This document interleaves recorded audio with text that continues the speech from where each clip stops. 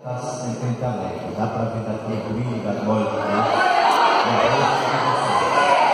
E parabéns, saco.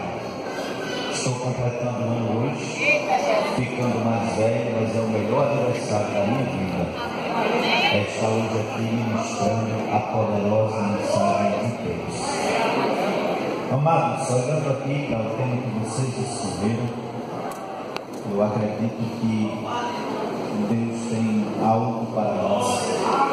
Não vai despedir o seu povo aqui nesta noite, nem vazio, nem de mãos vazias. O que eu admiro na Bíblia Sagrada é porque quando a gente começa a ler o texto do jeito que ele é e convida o Espírito Santo de Deus para dar um passeio assim dentro dela, quanto mais a gente anda navegando, mais firme, mais forte, mais esperançoso, mais convicto, mais alegre, mais renovado a gente fica. E é interessante que o tema é geração de adoradores, não é isso? Geração de adoradores. E a gente vai aqui, eu principalmente me alegro de louvar a Deus pela vida dos tradutores, né? Dos arqueólogos, dos pesquisadores, tanto de livros como também da internet, pastor Ismael, também a enciclopédia livros, né? O Wikipédia, também eu louvo a Deus pela Leandro Judá, Blogspot, né? Eu louvo a Deus também pelas algumas pesquisas feitas por estas pessoas. Entre elas eu vou destacar a Bíblia.com. É interessante que quando eu comecei a analisar, eu começo a ver, juntar, pesquisar. A minha Bíblia é uma Bíblia normal. Muitas pessoas perguntam por que eu não ando com a Bíblia de estudo, mas é o meu jeito, a minha forma de ser. Eu quero atribuir a glória e a honra, o louvor e a adoração àquele que merece. Tudo que acontecer aqui, nós glorificamos ao seu nome. A estrela que brilha aqui é Ele. Quem vai fazer validar aqui o seu nome é Ele. A glória só manifestará por causa dele. Só estamos aqui por causa dos livramentos dele. E é interessante que quando a gente começa a falar no nome dele, nós sentimos logo o impacto da sua glória. Louvo a Deus pelas interpretações da Bíblia do estudo de aplicação pessoal, da Bíblia do estudo pentecostal, das novas versões, e eu glorifico a Deus pela vida destes homens. Mas quando eu começo a ler os Salmos, eu vou dar aqui só uma retrospectiva, pois ensinar para mestre é relembrar. E eu quero não somente aqui fazer aqui uma recapitulagem, para que vocês possam entender que o Salmo não foi feito assim do dia para a noite, nem colocado o nome. Foi preciso até muitos estudos, cansaço, fadiga, muita cautela. Foi preciso até se reunir 70 homens em Alexandria, já que os salmos abrangem os 4 períodos: patriarcal, teocrato, monarca, exílio e pós-exílio. É interessante que os salmos ele vai desde 1410 até 430, período de Moisés a Esdras e Neemias, por isso que é chamado de exílio e pós-exílio. E os salmos, todo mundo já conhece, que 73 são de Davi, no hebraico quer dizer amado, todo mundo sabe da história. 12 são de Asaf quer dizer colecionador, sacerdote que dirigiu o ministério da música. 10 são de Corá quer dizer calvo, sacerdote que dirigiu o ministério dos cantores e dos compositores. 2 de Salomão, que no hebraico quer dizer pacífico. Depois vem um de Moisés, E muita gente diz que Moisés não sabia nem contar, porque ele escreveu o Salmo 90, verso 12.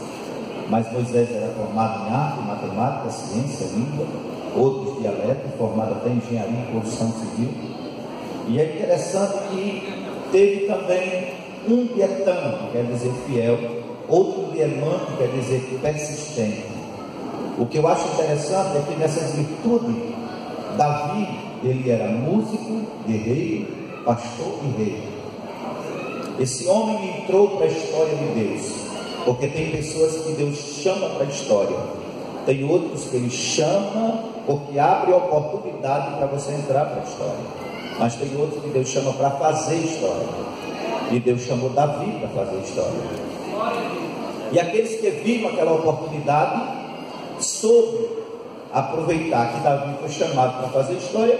Deus criou a oportunidade, eles entraram para a história, e aqueles que Deus também chamou para a história. É interessante que este homem, até hoje, segundo alguns pesquisadores do Novo Testamento, o Salmo 2 e o Salmo 95, depois de muita pesquisa, descobriram que foi atribuído ao querido de Jeová. E se foi o querido de Jeová, foi o homem considerado segundo o coração de Deus. Então Davi também escreveu o Salmo 2 e o Salmo também 95. Você vai ver que Davi participou até dos cânticos de romagem, até dos cânticos dos degraus. Você quer dizer que o Salmo 121, apesar de ser um salmo anônimo, mas ele é o cântico da subida. Ele começa dizendo Shir, Lamá, Lot, você tirar o Lá, fica Shir, Amá, Lot. Essa palavra quer dizer canção de elevação, ou cântico das subidas. Alguns atribuem até os que estavam voltando do cativeiro para poder adorar em Jerusalém. Mas o que eu acho interessante é que nesse cântico das subidas, Davi estava lá fazendo, compondo os seus salmos. É interessante que Davi, ele entrou para a geração daqueles que buscam, principalmente porque ele se entregou ao conhecimento dado para que ele pudesse entender Deus. Você vai ver que o Salmo de número 23 acredita que ele está na caverna de Engedi, alguns chamam de Engedi, mas ele tudo indica que pega assim a sua harpa e começa a compor, olhando para aquele rio de águas correntes, pastos verdejantes. Depois de uma caminhada turbulenta, ele sente a brisa do vento batendo como um refrigério, e ele começa a ver o que Deus tem feito. É interessante que ele começa agora a dizer: o Senhor é o meu pastor. Embora que ele fosse pastor, mas ele sabia que existia um sumo pastor, e ele diz: o Senhor é o meu pastor e nada me faltará. Deitar-me faz em verdes pastos, guia-me mansamente às águas tranquilas. Ele diz assim: refrigera minha alma, pois meu cálice transborda. Mas ele sabe que ele vai encontrar dificuldade, mas ele sente dizendo: ainda que eu andasse pelo vale da sombra da morte, não temeria mal algum, porque tu, Senhor, estás comigo. A tua vara e teu cajado me consolam. E eu abro o entendimento para dizer que ele diz mais assim: ei, está dificultoso, Deus, mas prepara uma mesa perante mim. Não mate meus adversários, não tire eles para longe de mim, mas prepara uma mesa na presença deles, para que eles saibam que eu sou teu servo e que tu peleja por mim. Davi queria dizer: se Deus está do meu lado, eu sou a maioria. Aleluia. E é interessante que ele segue, eu aprendo com ele, eu vou começando a entender Davi. Apesar de um homem que alguém olha para ele, era para ser excluído, um homem que foi ungido 3 vezes rei, pastor Severino, mas quando foi diante da sua posse, ele sempre exaltou a Deus. Você vai ver aí que Davi, no Salmo 63, ele está atravessando o norte da Judéia. Era uma quintura tão grande que parecia o próprio inferno. Mas ele começa agora, olha só as primeiras letras do Salmo, que não tem capítulo nem versículo. E Davi começa a dizer assim: olha, Davi está com sede. Repita comigo: ele está com sede, ele está com fome. Mas parece que não é ele que está escrevendo esse salmo, porque ele chega em pleno deserto, olha assim e diz assim: tu és o meu Deus. Dá para entender, perseguido, humilhado, banido do conforto do palácio, mas ele olha e diz: tu continuas sendo o meu Deus. Parece até que ele está com sede aqui de se acabar. mas ele diz assim: o meu corpo necessita de ti como terra seca, em busca de água. Ele está dizendo: é bem verdade que eu estou com sede fisicamente, mas a maior sede que eu estou sentindo agora é espiritual, porque se o Senhor matar minha sede espiritual, eu consigo atravessar as pragas desse deserto e chegar do outro lado cantando o hino da vitória. Você vai ver que no Salmo 63 Davi está dizendo assim: mas eu te contemplava lá no santuário. Era para ele dizer: olha, eu me lembro lá do conforto do palácio, eu me lembro lá de tudo que me servia, do bem-estar, de fruta, de tanta coisa boa. Ele não podia dizer isso, mas ele diz assim: lá naquele santuário eu tinha um momento a sós contigo, lá no palácio. O senhor lembra que eu tinha um momento a sós? Ele estava lembrando do tempo que ele passava na presença de Deus, e não do conforto que ele estava sentindo. E você vai ver ele dizendo assim: tu és o meu juiz. Davi sente que a presença de Deus é algo extraordinário, e começa, não é só por aqui. No Salmo 66, verso 12, você vai ver Davi dizendo assim: fizeste com que os homens cavalgassem sobre as nossas cabeças, passamos pelo fogo e pela água, mas nos trouxeste ao lugar de abundância. Você já imaginou Davi no cântico de romagem, no cântico das subidas? Ele vai subindo, quem sabe, os degraus para subir ao templo. Não se sabe se ele está indo para adorar em Jerusalém ou se ele já chegou. E entre os degraus do templo, parece que eu estou vendo Davi subindo, colocando o pé no degrau. E quando ele coloca o pé no primeiro degrau, ele faz assim: se não for o Senhor que esteve ao nosso lado. Começa a vir uma retrospectiva na mente dele. Aí ele vai subindo o segundo degrau e dizendo assim: ora, diga Israel, se não for o Senhor que esteve do nosso lado, então eles nos teriam engolidos quando a sua ira se acendeu contra nós. Ele está dizendo assim: ele só não me engoliu, é porque Davi nem sabia o que Jesus queria dizer, porque já estava no Antigo Testamento. Já imaginou se ele escutasse Jesus dizendo nos seus ensinamentos: ei, eu não vou comparar vocês com um temperozinho qualquer não. Se eu comparar vocês com um tempero fraco, o inimigo vai tragar, porque é cominho, colorado, que é mais fácil de... Ele disse: eu vou comparar vocês com um tempero mais forte. Vocês são sal da terra. Só basta uma pitadinha, mas também ninguém pode engolir um pacote de sal. Aí Davi disse assim: eles teriam nos engolidos quando a sua ira se acendeu contra nós. Davi sabia que tinha pessoas que olhavam para ele e não iam nem com a cara dele, nem com a chegada dele, nem com a presença dele. Quando eu passava, eles trincavam os dentes, eles queriam me engolir vivo, mas eu sabia que o Senhor estava do meu lado. Eles teriam nos engolido. Então as águas ativas teriam passado sobre a nossa alma, teria arrebentado, levado. Quando as almas ativas estão subindo ao templo, está conhecendo, reconhecendo a grandeza de Deus, ele sabe que não foi mérito humano, ele chegou até ali porque não foi pela sua força, pelo seu reinado, pelos seus valentes, pelo seu braço, mas ele está dizendo assim: então elas nos teriam transbordado e teriam nos levado. Quando a sua ira, aí depois ele para, quem já sabe, ele está na metade dos degraus, aí ele diz assim: bendito é o Senhor que não nos deu por presa aos seus dentes. Aí ele começa a dizer assim: ei, a nossa alma escapou como um pássaro do laço do passarinheiro. Quem caça, que sabe, quem usa e sabe essa metodologia, que tem vários tipos de armadilha. Tem açafrão, né, que pega o passarinho sem tocar, ela baixa. Tem arapuca, arataca, de prender lobo, ovelha. Ele está dizendo assim: aí tem todo tipo de armadilha. Ele está dizendo do mesmo jeito. Eu me senti, parece que eu estou vendo Davi dizendo: já pegou um passarinho quando ele escapou de alguma armadilha? Se você pegar um passarinho, irmão, o coração dele fica por fora. Você sente o coração dele batendo nas suas mãos. E Davi estava comparando a alma dele naquele estado, pastor Leonardo. Ele estava dizendo assim: olha, a nossa alma escapou como um pássaro do laço do passarinho. Ele está dizendo: olha, tem muitos laços. Repita comigo: laço. E a palavra laço é nó que se desata sem esforço.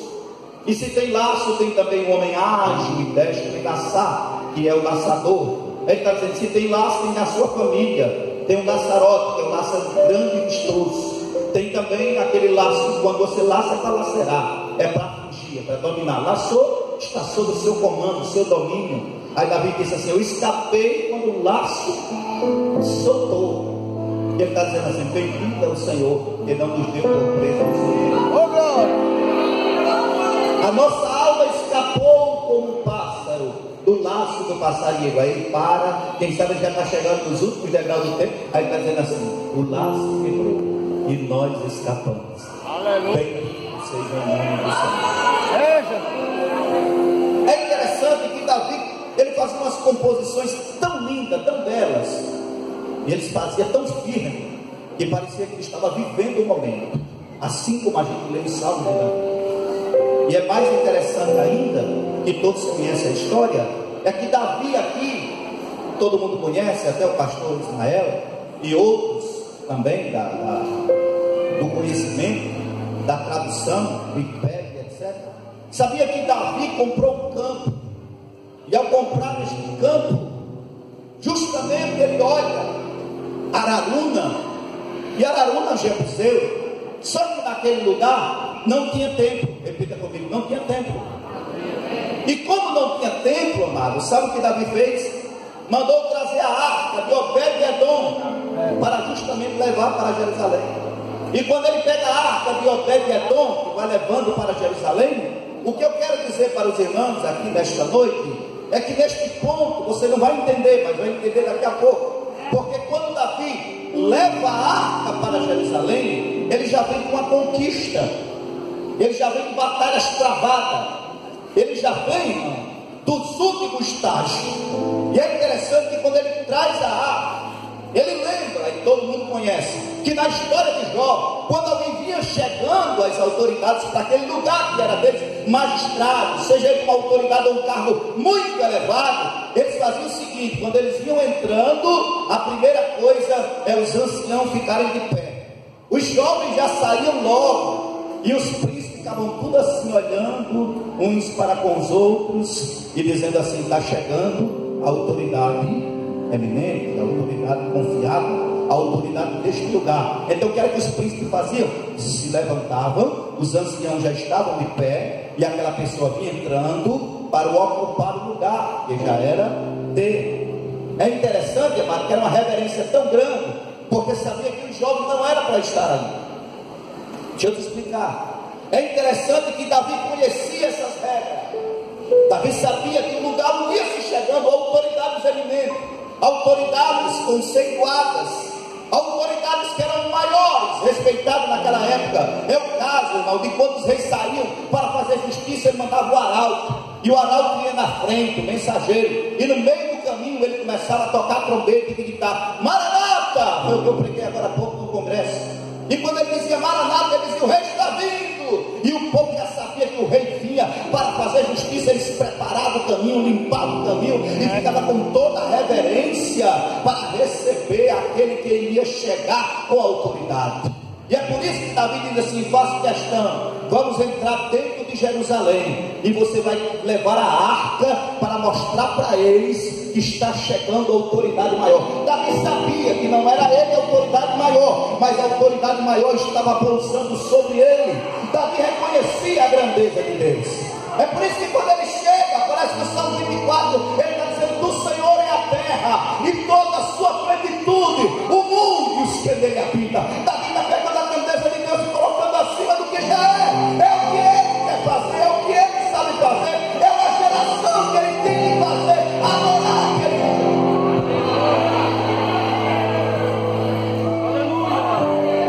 E Davi vai chegando, parece que eu estou vendo que ele vai chegando perto, dizendo assim: se do Senhor é a terra e a sua plenitude, aí Davi está dizendo assim: ei, tem uma coisa, ele afundou, não é afundar. Ele está dizendo assim: a terra tinha afundado, mas ele afundou. Cante. Não entendeu? Foi?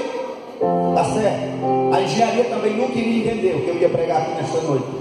Nem o engenheiro poderia calcular isso. É por isso que quem entra nesse ministério só sendo crente para entender. Davi estava dizendo: ele pegou e fundou a terra no meio dos mares. Vou dizer, sobre os mares. Pergunta para a pessoa que está do teu lado: já viu alguma coisa ser fundada em água? Ele disse que ele pegou a terra e afundou sobre os mares e afirmou sobre os rios. Não entendeu? Vou explicar para vocês. Capítulo 1, versículo número 9. É interessante que eu vou voltar aqui, vai dar assim um distúrbio mental aqui na mente de muitos, mas ninguém aqui vai sair doido, vai sair daqui convicto do que eu quero repassar aqui nesta noite. Escuta o que eu vou te dizer. Quando no capítulo 1, versículo 4 de Gênesis, ele diz: haja luz. Ele toca aquela luz ali, não era a luz do sol e da lua. Entendeu? Você vai ver que o sol e a lua ele vai criar lá no versículo 13, 14. Quando ele diz haja luz, ele quer dizer assim: eu estou transmitindo uma luz desconhecida para o mundo. Porque quando ele diz haja luz, aí o verbo já sai e aparece transmitindo a luz. Você vai entender agora e vai dar um prato de glória agora. Segura aí, meu glória. Quando ele está começando a criar e fazendo, fica aí guia. E vai começando a criar, vai começando a criar. Daqui a pouco, quando ele chega lá no versículo 9, lá no versículo 13 e 14, deixa eu te dizer. Quando chega no versículo 13 e 14, ele diz assim: e agora eu vou criar os dois grandes luminares. O luminar maior para governar o dia e o luminar menor para governar a noite. Ele está dizendo: sirvam apenas de governo. Então o sol já foi governar o que já tinha luz. Não entendeu? A engenharia também não iria entender. Imagina alguém chegando para um engenheiro dizendo assim: faça aí essa cidade, por gentileza. E alguém dizendo assim: oxe, fazer essa cidade, como essa cidade aqui? Não tem cemitério, não tem hospital, não tem creche, tem presídio, não tem delegacia, não tem nada, não tem posto de gás, não tem saneamento. E aqui não está perturbado mesmo, essa cidade aqui não precisa de sol nem de lua. Porque diz aqui que a lâmpada do cordeiro é lâmpada.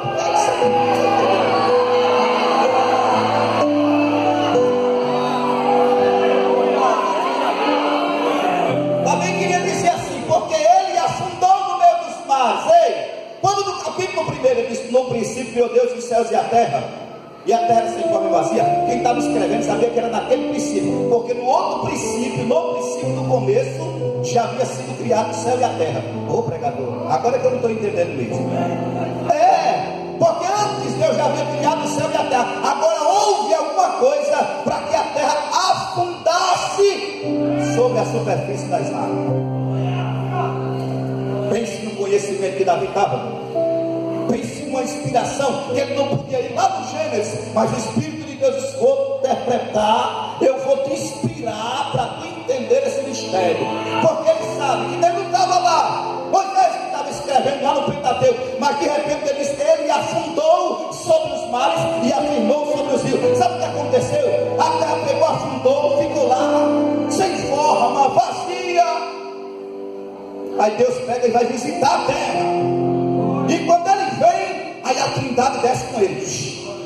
O Espírito de Deus vai lá preparando o terreno. O verbo está oculto, mas vai aparecer quando Deus bradar. Parece que eu estou vendo Deus olhando assim para o meio das águas, dizendo: apareça a porção seca no meio das águas.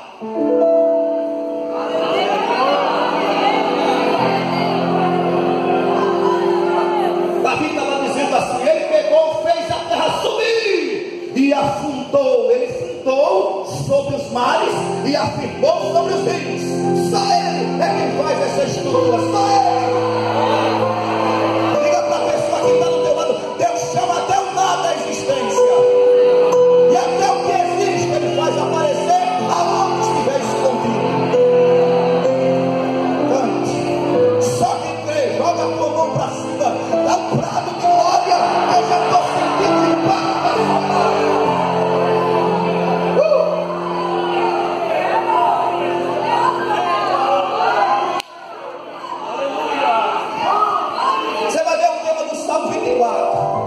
E o tema do Salmo 24, que eu já estou perto de encerrar. Quantos querem que eu continue aqui? Levanta a mão. Está ficando bom, tá? Parece que eu estou vendo aqui agora.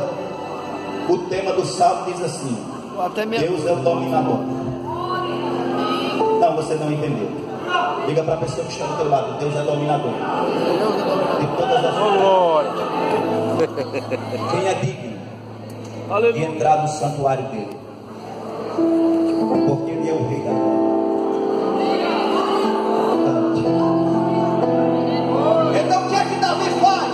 Davi diz assim: pega a arca, vá na frente, que hoje nós vamos exaltar a grandeza daquele que é grande. Não é o meu reino, é a grandeza daquele que é grande. Aí lá vão eles pegando a arca e levando justamente para o templo, para a terra. E ele vai passando e dizendo: quem sabe ele chega no meio da terra e diz assim: o Senhor é a terra e toda a sua plenitude, o mundo estendeu na pica. E está dizendo: mas ele afundou no meio dos mares e afirmou sobre os rios. Aí ele começa a olhar para o céu e dizer assim: quem é como Deus?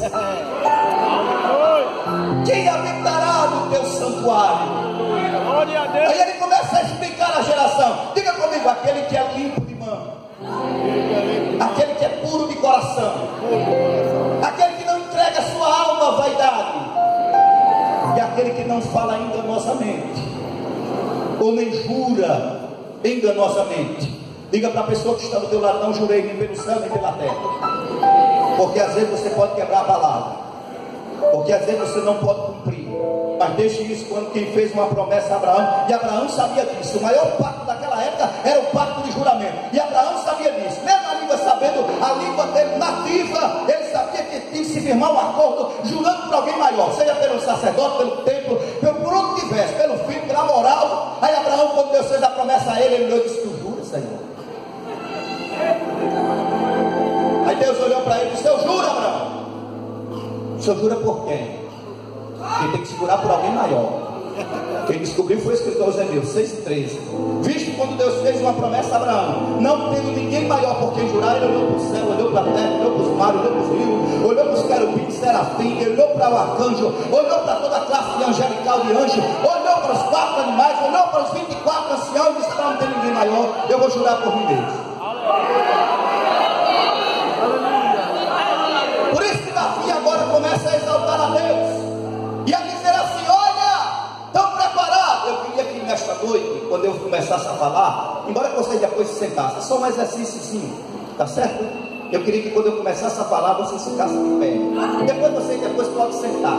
Se o fogo deixar vocês sentar. Mas escuta aí o que eu vou te dizer. Lá vem Davi com a arca, e todo o povo sabia. Jerusalém tem o seu costume, e o costume era chegando à autoridade daquele que é a origem, ou daquele que era o lugar daquela pessoa. O que era que fazia a primeira coisa dos jovens, quando olhava e dizia assim: lá vem a autoridade do menino. Saía. Daqui a pouco os príncipes começavam a olhar um para o outro, os anciãos começavam a ficar de pé. Só que Davi disse: não sai ninguém, não corre ninguém, ninguém vai para o outro lado. Todo mundo agora vai saber. Leva a arca e comece a bradar. Daqui a pouco já vai Davi com a arca, e o povo Davi bota a arca na frente, vai atrás da arca e começa os brados a dizer: levantai, meu povo, das vossas cabeças, levantai-vos, ó entradas eternas, e entrará o Rei da glória. Quem é esse Rei da glória? O Senhor forte e poderoso, o Senhor poderoso da guerra.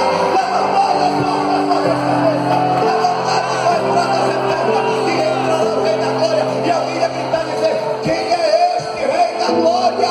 A ele o Senhor dos exércitos, ele é o Rei da glória. Senta dando glória, senta dando glória. Estou sentindo a presença de Deus aqui nesta noite. Estou sentindo muito forte aqui.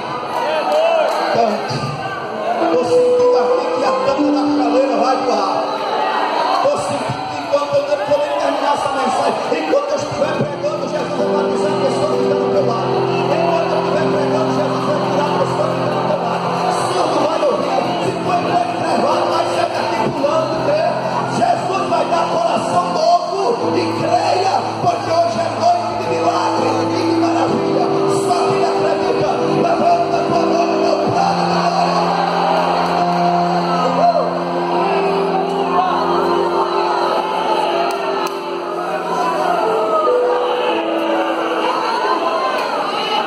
Rapidamente, vai para cá. Pregador, o que é geração? O antônimo de geração, segundo o dicionário informal, todo mundo já conhece. Genealogia, linhagem, origem. Sinônimo, quase bate a mesma coisa. Caste, espécie, povo, origem, linhagem, nascimento. Primeira forma trata de amigos, quando fala de geração, denota linhagem. Quando fala de geração, primeira coisa, herdado, propriedade. Entra a palavra onomatologia, que é a ciência que se ocupa aos estudos de nomes em gerais. Sem nome não tem herdade, sem nome não tem parente, sem nome não tem família. E é interessante que não tem um ajuntamento de pessoas debaixo de um teto. Existem famílias. E quando se fala em família, se fala de geração. E a palavra geração, todo mundo conhece. Tem 7 letras. Tem 3 consoantes, 4 vogais. E o que mais acho interessante é que a palavra contrária de geração é areg. E é interessante que essa palavra nem combina com o contrário. Geração só presta com o nome certo. Diga para a pessoa que está do teu lado: geração só combina com o nome certo, não combina com o nome contrário. Por quê? Porque quando eu falo de geração, a primeira coisa que dá para o meu ver e entender é que se trata de povos, línguas, herdadas. Geração é algo que não se pode decifrar biblicamente quando as gerações entendem que ela foi feita ao contrário. Eu vou te explicar já essa frase que eu queria dizer. É interessante que quando se fala em geração, a Bíblia cita vários versículos de gerações. E o mais importante é que de geração a geração tem que ter o acompanhamento de alguém. Mas quem vai acompanhar as gerações? Quem pode acompanhar a genealogia? Quem pode acompanhar as escritas de herdade? Eu paro agora e começo agora a abrir